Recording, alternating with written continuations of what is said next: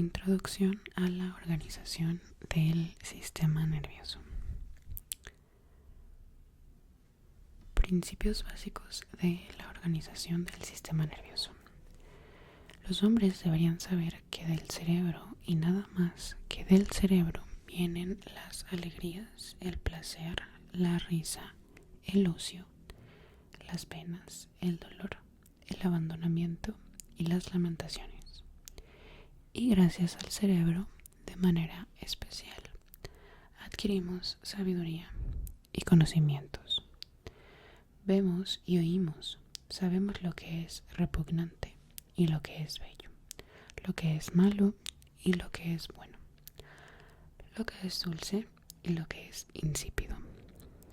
Y gracias a este órgano nos volvemos locos y delirantes, y los miedos y terrores nos asaltan. Debemos soportar todo esto cuando el cerebro no está sano. Y en este sentido soy de la opinión de que esta víscera ejerce en el ser humano el mayor poder. Y por eso me encanta mi carrera. Okay. Eso quién lo dijo, espérenme, que ya estaba la referencia. Eso lo dijo Hipócrates en su texto sobre las enfermedades sagradas en el siglo IV antes de Cristo. Okay. Por lo general resulta fácil distinguir en el sistema nervioso central la sustancia gris de la sustancia blanca. La sustancia gris corresponde fundamentalmente a las zonas del sistema nervioso donde predominan los somas neuronales y las dendritas, mientras que la sustancia blanca corresponde a las zonas donde predominan las proyecciones axónicas. El lector se podría estar preguntando por qué razón los axones tienen una apariencia blanquecina, mientras que las dendritas y los somas carecen de ella. Como se ha descrito en el capítulo 2, la mayoría de los axones se encuentran envueltos por vainas de mielina. Esta, que es de naturaleza lipídica, les proporciona el color blanco brillante característico. De hecho, esta envoltura está constituida por células gliales que se enrollan a modo de capas de una cebolla a lo largo del axón. Dentro de la sustancia gris pueden observarse los núcleos, que son grupos fundamentalmente relacionados de somas celulares en el sistema nervioso central. Al mencionar la superficie cortical, se hace referencia a áreas funcionalmente homogéneas. También en el sistema nervioso central se encuentran diferentes grupos de cuerpos neuronales en forma de columnas funcionales, perpendiculares en la corteza cerebral y longitudinales en la médula espinal.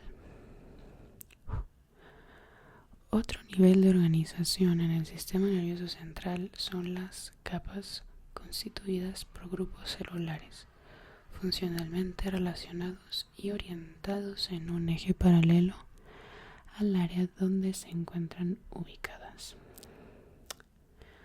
Por ejemplo, la corteza cerebral está compuesta por 6 capas celulares claramente diferenciadas dispuestas en paralelo.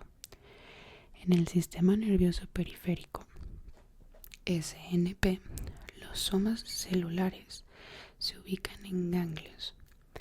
En cuanto a la sustancia blanca, en el sistema nervioso central es posible distinguir los haces, los fascículos, los tractos, los lemniscos, que son axones que siguen una estructura paralela y están funcionalmente asociados, y los cordones o sistemas, grupos de diferentes fascículos o haces paralelos.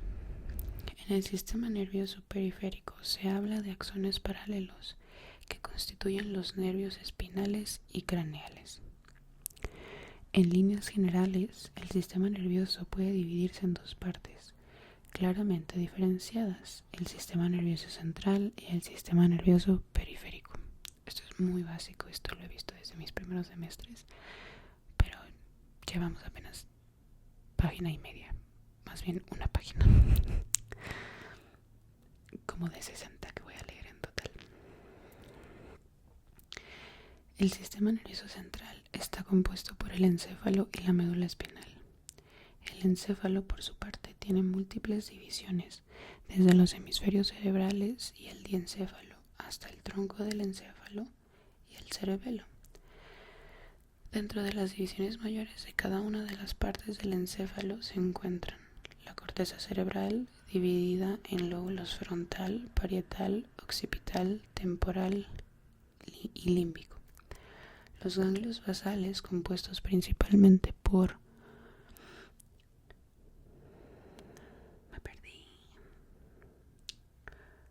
los núcleos caudado, putamen y globo pálido. Estructuras del sistema límbico como el hipocampo y la amígdala. El diencéfalo, compuesto por tálamo e hipotálamo. Es posible incluso distinguir otras subdivisiones. El tronco del encéfalo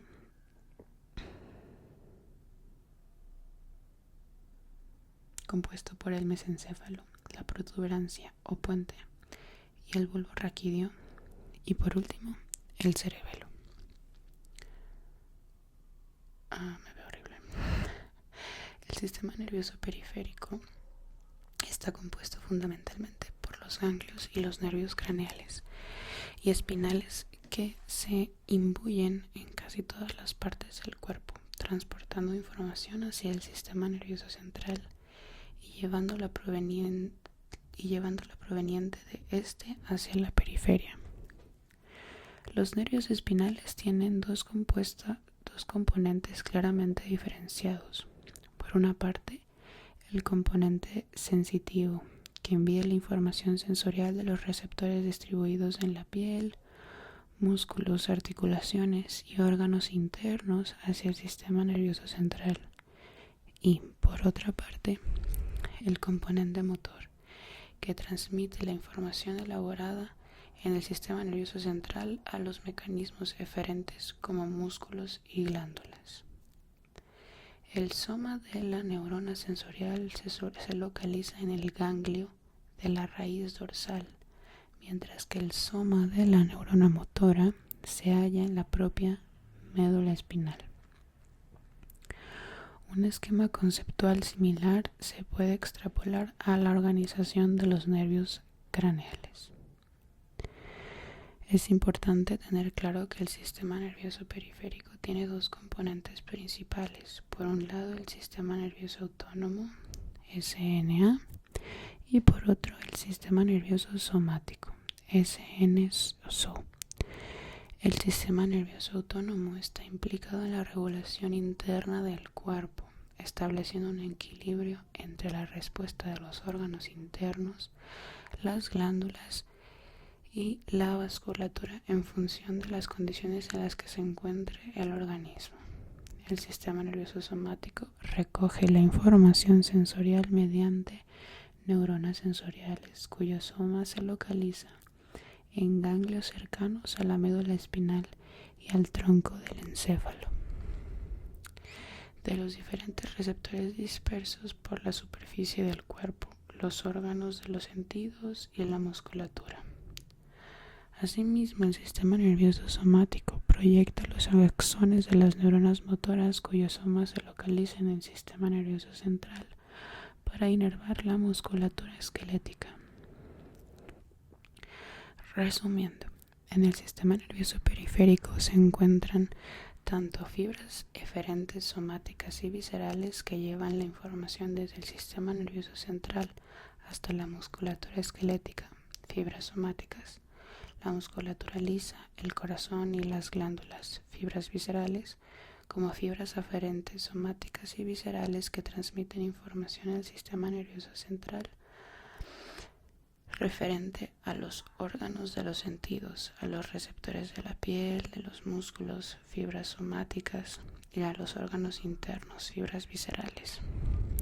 Por otro lado, resulta importante destacar que el sistema nervioso autónomo puede interactuar con el sistema neuroendocrino. Un ejemplo clave de esta interacción es lo que sucede cuando un animal está delante de un agente potencialmente peligroso y se pone en marcha la respuesta de estrés. Un sistema de protección. El tejido nervioso es sumamente delicado. Si alguna vez el lector ha preparado sesos con alguna de las cientos de recetas que existen para este suculento manjar utilizado ya cientos de años atrás en la cocina árabe y egipcia, se habrá dado cuenta de la consistencia gelatinosa que presenta. Simplemente con ejercer una pequeña presión con el dedo sobre esta blanda masa se pueden generar graves daños. Además, el encéfalo se encuentra ampliamente irrigado para garantizar el flujo continuo de sangre oxigenada y permitir que la función cerebral se mantenga activa. Cualquier experto en la preparación de los sesos rápidamente se habrá percatado de la necesidad que existe en dejar los sesos en agua fría antes de guisarlos. Me gusta cómo habla acerca del cerebro este libro. Para que se desprendan los coágulos de sangre que rodean todo el tejido, después se han de blanquear durante 5 minutos en agua hirviendo con sal y una hoja de laurel para desenganchar los vasos que se hayan quedado adheridos. Una vez escurridos, se preparan según la receta elegida.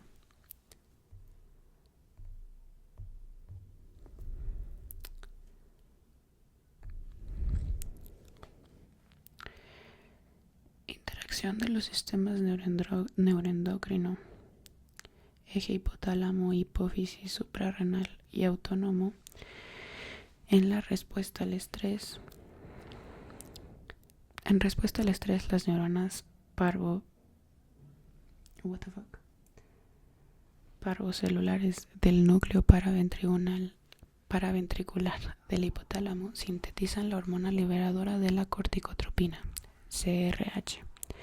Esta última es liberada junto con la arginina vasopresina, AVP, en la sangre, eminencia media, produciendo la secreción en la circulación sanguínea de la hormona adenocorticotrópica, ACTH.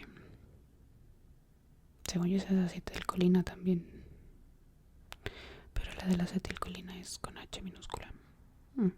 Ahora no. Por parte de las células secretoras de la hipófisis anterior.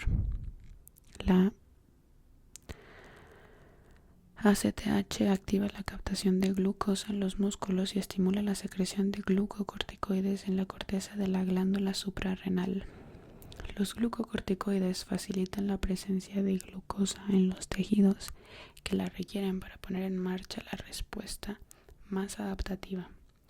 Por otro lado, en relación con el sistema autónomo, la activación del sistema nervioso simpático se inicia cuando la información hipotalámica llega a las células preganglionares simpáticas de la médula espinal por medio del núcleo paraventricular del hipotálamo o indirectamente a través del núcleo del tracto solitario. Esta información llega a la cadena ganglionar simpática paravertebral, donde se localiza la sinapsis con las neuronas postganglionares. Estas últimas liberan noradrenalina en los diferentes órganos que inervan. Asimismo, las neuronas preganglionares simpáticas producen la activación directa de la médula de la glándula suprarrenal, estimulando la liberación de adrenalina al torrente circulatorio. Las sustancias secretadas por la acción del sistema nervioso simpático, noradrenalina y adrenalina, aumentan el flujo sanguíneo a los músculos y provoca que el glucógeno almacenado se convierta con rapidez en glucosa para ser utilizada. Los glucocorticoides liberados en la circulación sanguínea promueven la movilización de la energía almacenada y potencian los numerosos efectos mediados por el sistema nervioso simpático. El sistema nervioso simpático también inerva directamente la corteza de la glándula suprarrenal, participando en la regulación de la liberación de glucocorticoides. En definitiva, el eje hipotálamo-hipófisis suprarrenal y el sistema simpático tienen acciones complementarias en todo el cuerpo, incluyendo la movilización de energía y mantenimiento de la presión arterial durante el estrés. Dejando de lado los aspectos culinarios, vamos a hacer un breve recorrido por los sistemas de protección con que cuenta el sistema nervioso central, que lo preservan ante la ocurrencia de traumatismos cráneoencefálicos durante el transcurso de una gran enfermedad. Dichos mecanismos no son solo de naturaleza estructural, puesto que también existe una barrera química que mantiene en constante equilibrio el medio neuronal. En primer lugar, el sistema nervioso se encuentra cubierto por 3 membranas o meninges, a saber, la dura madre, la aracnoides y la pía madre. Las meninges estabilizan la posición y la forma del sistema nervioso de 2 maneras diferentes. En primer lugar, esta membrana quedan adheridas al tejido cerebral por un lado y la cavidad craneal por otro, permitiendo que el tejido quede inmóvil a cada movimiento. En segundo lugar, entre 2 de las 3 membranas, la aracnoides y la pía madre, transcurre un fluido, el líquido cefalorraquídeo. El líquido cefalorraquídeo reduce la tendencia de varias fuerzas, como la gravitatoria, a distorsionar tejido nervioso. Por ejemplo, se ha podido comprobar que el cerebro pesa unos 50 gramos suspendido en el líquido cefalorraquídeo que al aire libre. Este fluido, además, ayuda a que se mantenga la forma del cerebro. Para comprobarlo, se puede hacer un sencillo experimento. Si se coge un cerebro y se suspende en una solución salina isotónica, se comprobará la forma natural de este, poniendo especial atención en cada una de las circunvoluciones y cisuras que conforman la corteza. Seguidamente, si se saca y se deja al aire libre, poco a poco se podrá observar cómo se va distorsionando su forma por efecto de la gravedad.